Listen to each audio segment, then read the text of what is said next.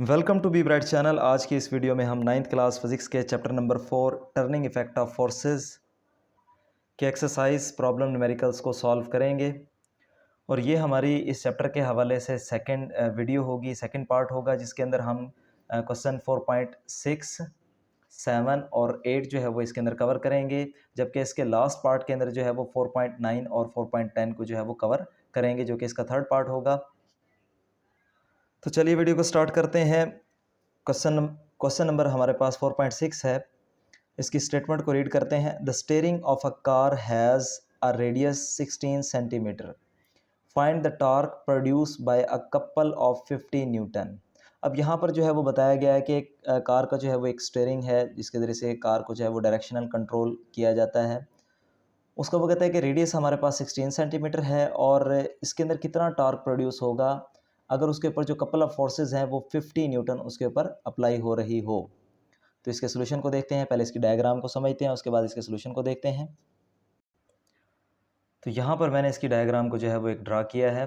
तो ये let's suppose के हमारे पास एक गाड़ी का या कार का जो है वो स्टीयरिंग व्हील है। तो ये उसका सेंटर पॉइंट है और ये सेंटर पॉइंट से लेकर बाउंड्री तक जो डिस्टेंस हमारे पास होता है उसको रेडियस से रिप्रेजेंट किया जाता है, जो कि 16 सेंटीमीटर है। इसका मतलब ये है कि अगर ये सेंटर से लेकर, जिसको मैंने ओ पॉइंट से रिप्रेजेंट किया है, ए उसका जो है वो आउटर मोस्ट पॉइंट है यानी बाउंड्री पर है, तो ओ से लेकर जो ए तक का जो डिस्टेंस है वो इसकी रेडियस के इक्वल है। और इसी तरह से इसके दूसरी तरफ अगर हम देखें तो ओ से लेकर बी तक ये इसका जो है वो सेकंड, यहाँ पर हम दूसरी तरफ इसका रेडियस है, तो ओ बी से इसको रिप्रेजेंट किया गया है।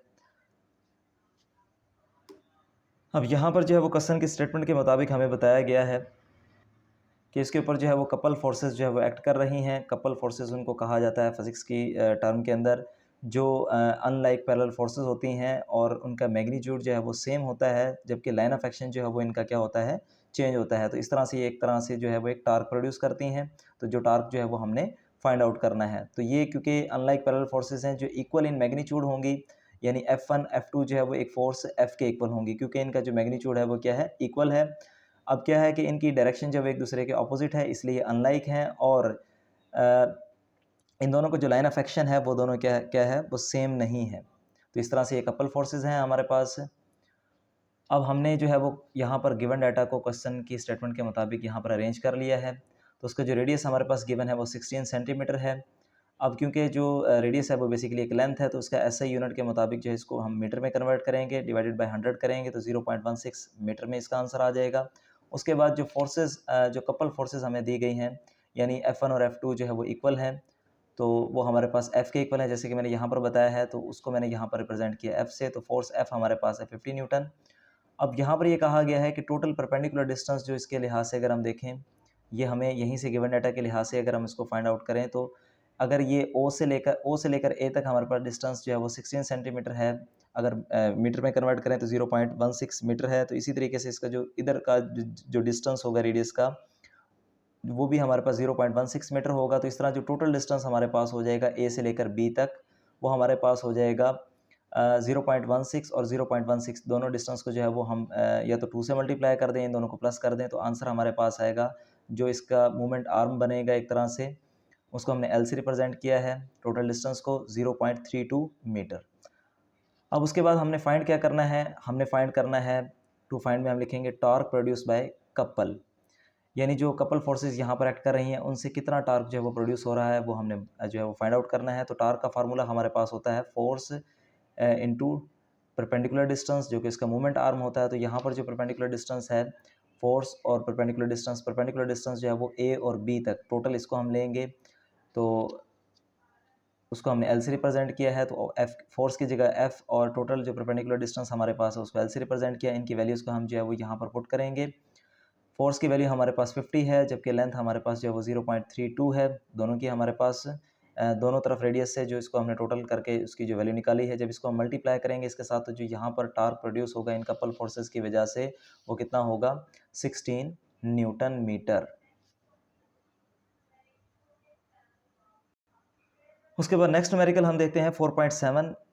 अ picture frame is hanging by 2 vertical strings. अब यहाँ पर ये कहता है कि एक पिक्चर फ्रेम हमारे पास है जिसको 2 स्ट्रिंग्स के ज़रिए से वर्टिकली लटकाया गया है, हैंग किया गया है।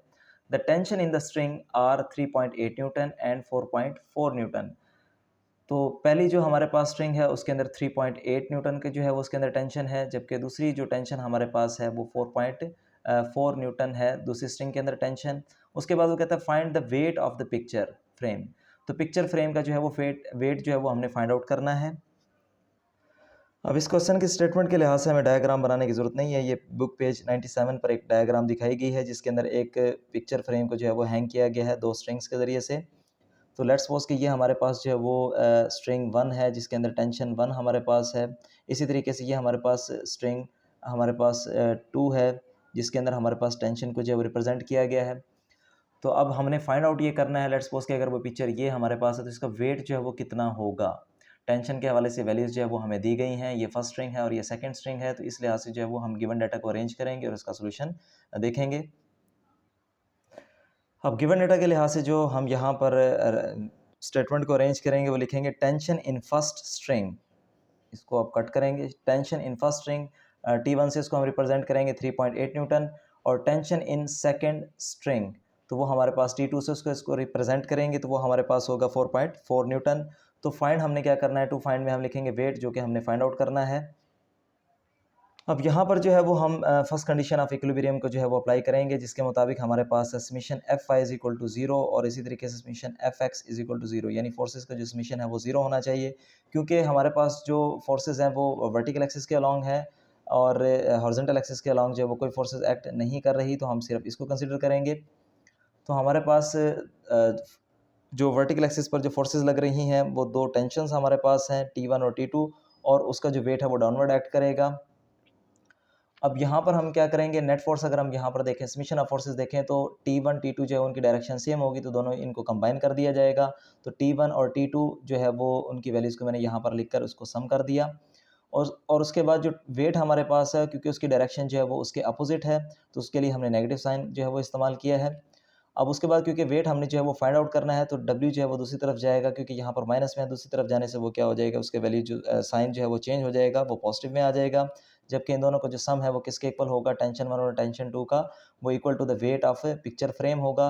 तो जो प्लस करने से आंसर हमारे पास आता है वो 8.2 न्यूटन आता है। तो इस तरह से हमने इसका जो आंसर है वो फाइंड आउट कर लिया। उसके बाद जो लास्ट न्यूमेरिकल है आज के पार्ट का हमारा 4.8, उसको हम अभी इसकी स्टेटमेंट को रीड करते हैं, उसका फिर सोल्यूशन को देखते हैं। क्वेश्चन 4.8 हमारे पास है, two blocks of masses 5 kg and 3 kg are suspended by the two strings as shown in figure, find the tension in each string. अब यहाँ पर वो ये कहता है कि दो ब्लॉक हमारे पास हैं, एक का मैस हमारे पास 5 kg है, दूसरे का मैस हमारे पास 3 kg है, जैसे कि वो यहाँ पर तस्वीर में दिखाया गया है, उनको लटकाया गया है दो स्ट्रिंग्स के ज़रिए से, दो रस्सियों के ज़रिए से। तो आपने क्या फाइंड आउट करना है, एक तो टेंशन इन ईच स्ट्रिंग, यानी अपर स्ट्रिंग के अंदर भी टेंशन को जो है वो फाइंड आउट करना है, इसी तरीके से लोअर स्ट्रिंग के अंदर जो है वो टेंशन को फाइंड आउट करना है।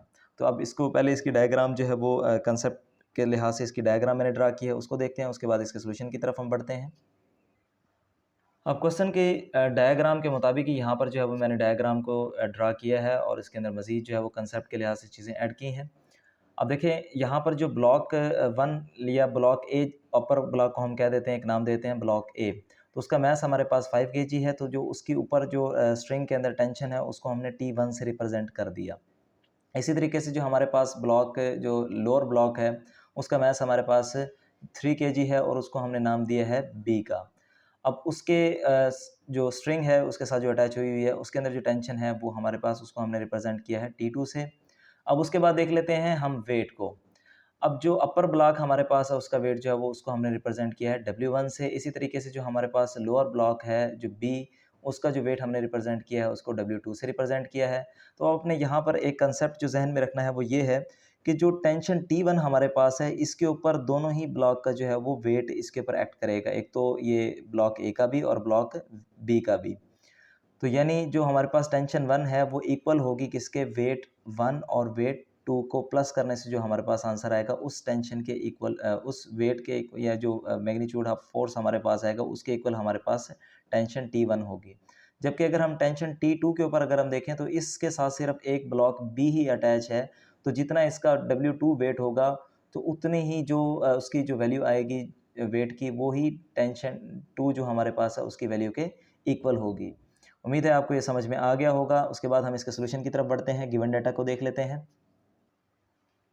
तो गिवन डाटा में हमारे पास जो है वो मैस 1 जो है वो गिवन है 5 केजी। इसी तरीके से जो ब्लॉक मैस 2 हमारे पास होगा वो 3 केजी होगा। या हम ये कह सकते हैं कि जो ब्लॉक ए हमारे पास है उसका मैस हमारे पास 5 केजी है, ब्लॉक बी का मैस हमारे पास 3 केजी है। तो हमने क्या फाइंड आउट करना है, टू फाइंड में हम लिखेंगे टेंशन T1 जो कि अपर ब्लॉक या ए ब्लॉक के साथ जो स्ट्रिंग अटैच है उसके अंदर टेंशन होगी, वो हमने फाइंड आउट करनी है। इसी तरीके से टेंशन T2 जो कि हमारे पास ब्लॉक बी के साथ जो स्ट्रिंग अटैच है उसको हमने फाइंड आउट करना है। अब इसके सोल्यूशन की तरफ बढ़ते हैं। अब यहाँ पर एक चीज़ आपने जहन में रखनी है, पहले तो स्टेटमेंट को जो मैंने लिखी है यहाँ पर इसको देख लेते हैं, उसके बाद मैं डायग्राम के ज़रिए से इसको मज़ीद आपको इसकी वजाहत बयान करता हूँ। Since tension T1 is produced by weight of both block. अब यहाँ पर वो कहता है कि जो टेंशन T1 इस स्ट्रिंग के अंदर जो प्रोड्यूस हो रही है वो दोनों के वेट यानी ब्लॉक ए और ब्लॉक बी के वेट की वजह से हो रही है, क्योंकि दोनों का जो वेट है जो वेट की जो फोर्स होगी वो नीचे की तरफ एक्ट करेगी, उसका असर जो है वो T1 के ऊपर आएगा। तो अब यहाँ पर जो है वो हम, जैसे कि मैंने आपको डायग्राम के लिहाज से बताया था, नेट फोर्स के अकॉर्डिंग अगर हम देखें तो हमारे पास W1 और W2 जो इनका समीशन आएगा इनकी मैग्नीट्यूड का, वो T1 के इक्वल होगा। तो हमने जो है वो T1 इज इक्वल टू हमारे पास होगा W1 प्लस W2, यानी बोथ जो ब्लॉक हमारे पास हैं उनके वेट के इक्वल जो है वो टेंशन T1 हमारे पास होगी। और W का हमारे पास फार्मूला होता है mg के इक्वल, तो W जो है वो mg के इक्वल होता है। तो यहाँ पर W1 के नोटेशन के लिहाज से मैंने जो है वो m के साथ 1 लगाया है, ताकि इसके अंदर अपर ब्लॉक का जो वज़न है या वेट है उसको हम मतलब रिप्रेजेंट कर सकें, यहाँ पर उसकी वैल्यू को पुट कर सकें। इसी तरीके से W2 जो है वो इक्वल होगा m2g। अब यहाँ पर जो वेट हम जो मैस हम लिखेंगे वो ब्लॉक बी का रखेंगे या 2 का रखेंगे, ब्लॉक बी का रखेंगे हम यहाँ पर जो इसका मैस होगा। अब m1 m2 ये हमारे पास वेरिएबल वैल्यू है, यानी इनके मैसेज जो है वो डिफरेंट है, जबकि g जो है वो ग्रेविटेशन एक्सेलरेशन है जो कि कांस्टेंट वैल्यू है जिसको हम कॉमन लेकर बाहर निकाल सकते हैं। तो अब g की वैल्यू जो है वो हमारे पास होती है 10, जबकि m1 और m2 की वैल्यूज़ जो हमने यहाँ पर गिवन डाटा के अंदर सबसे पहले अरेंज करके लिखी थी, उन वैल्यूज़ को हम यहाँ पर क्या करेंगे, नीचे जो है वो इनके अंदर पुट कर लेंगे यहाँ पर। तो 5 + 3 हम करेंगे तो हमारे पास आएगा 8। 8 को जब हम 10 से मल्टीप्लाई करेंगे तो हमारे पास जो आंसर आएगा वो 80 न्यूटन होगा। तो इस तरह से जो टेंशन T1 हमारे पास है उसको हमने फाइंड आउट कर लिया। उसके बाद नेक्स्ट जो हमारे पास टेंशन T2 है उसको हम फाइंड आउट करेंगे। उसके लिए यहाँ पर हम दोबारा से स्टेटमेंट लिखेंगे, since tension T2 is produced by lower block weight only. जैसा कि मैंने डायग्राम में आपको बताया था कि जो नीचे वाली स्ट्रिंग के अंदर जो टेंशन प्रोड्यूस होगी वो सिर्फ नीचे वाले जो ब्लॉक है ब्लॉक बी उसके वेट की वजह से ही होगी। तो यानी जितना वेट उसका होगा उतनी ही टेंशन उस स्ट्रिंग के अंदर आएगी। तो tension T2 is equal to हमारे पास वेट ऑफ ब्लॉक B होगा, जिसको W2 से रिप्रेजेंट किया गया है उसी फार्मूला के अकॉर्डिंग, यानी W इज इक्वल टू हमारे पास होता है mg। तो यहाँ पर जो है वो मैस को मैंने ब्लॉक B के मैस को लिया है, m2 से उसको रिप्रेजेंट किया है। g की वैल्यू हमारे पास होती है 10, तो ब्लॉक B का जो मैस हमारे पास है वो 3 है। तो 3 × 10 जब हम करेंगे तो हमारे पास जो आंसर आएगा वो 30 न्यूटन होगा। तो इस तरह से जो सेकेंड स्ट्रिंग के अंदर जो हमारे पास टेंशन प्रोड्यूस होगी वो T2 से हमने उसको रिप्रेजेंट किया तो वो 30 न्यूटन होगी। उम्मीद है आपको मेरी वीडियो पसंद आई होगी। अगर आपको मेरी वीडियो पसंद आई है तो मैं आपसे गुजारिश करूंगा कि मेरी वीडियो को लाइक करें, मेरे चैनल को सब्सक्राइब करें, ज़्यादा से ज़्यादा लोगों तक शेयर करें। Thank you.